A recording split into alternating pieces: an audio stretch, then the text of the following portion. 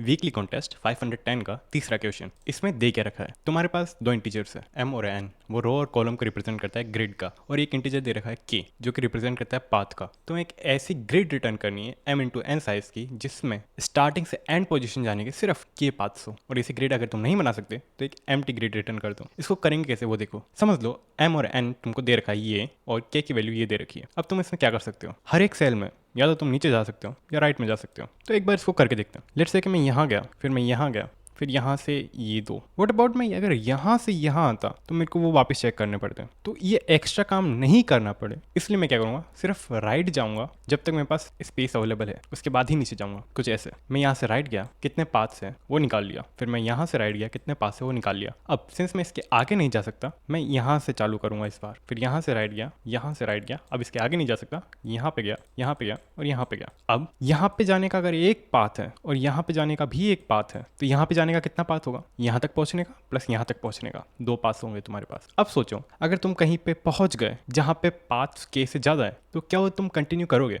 Let's say कि मैं यहाँ पे अगर पहुँच गया और यहाँ पे पाथ 5 है लेट्स से, तो क्या मैं इसके आगे जाऊँगा? बिल्कुल नहीं, क्योंकि इसके आगे मैं बढ़ा तो एंड तक जाने के बाद इससे ज़्यादा ही पाथ्स आएंगे मेरे पास जो कि मेरे को नहीं चाहिए, तो मैं इसके आगे नहीं जाऊँगा ना। तुम एक से दूसरे में जंप करोगे तो तुम्हारे पास दो ऑप्शन है, या तो तुम उसको ओपन छोड़ दो या तो तुम इसे क्लोज कर दो। That's it. इसको करेंगे कैसे वो देखो। एक बार ये मैंने m इंटू एन की ग्रिड बना ली और एक मैंने dp बना लिया m इंटू एन का, जो रिप्रेजेंट करेगा कि इस सेल तक आने के कितने रास्ते हैं। मैंने सोल्व करा, 0 0 से चालू करा, और ये सोल्व फंक्शन क्या है अब देखो ये क्या है। इसमें मैं करंट रो और कॉलम ले रहा हूँ, ग्रिड का m n साइज ले रहा हूँ, कितने पाथ्स होने चाहिए, ग्रिड कौन सी है और डीपी कौन सी है, इनको मैंने रेफरेंस से लिया है ताकि स्पेस कम लगे। अगर मेरा करंट रो ग्रिड की रो से ज़्यादा आ गया, इसका मतलब मैंने ग्रिड पूरा कंप्लीट ट्रैवर्स कर लिया है, तो मैं सिंपली चेक करूंगा क्या मेरे पास पाथ के बराबर है। अगर हाँ तो रिटर्न ट्रू कर दूंगा, नहीं तो फॉल्स रिटर्न कर दूंगा मैं। देखो अब ये मैं सिंपली कैसे ट्रैवर्स कर रहा हूँ वो दिखा रहा है। हमारी न्यू रो और न्यू कॉलम कुछ ऐसी होगी, सिर्फ हम कॉलम को आगे बढ़ा रहे हैं। लेकिन अगर कॉलम हमारे एन के बराबर हो गया इसका मतलब हमने कॉलम कंप्लीट कर लिया, तो हम नेक्स्ट रो में जाएंगे जीरो कॉलम के साथ। ये ना हमारे पास ऑप्शन पहला है कि हम उसे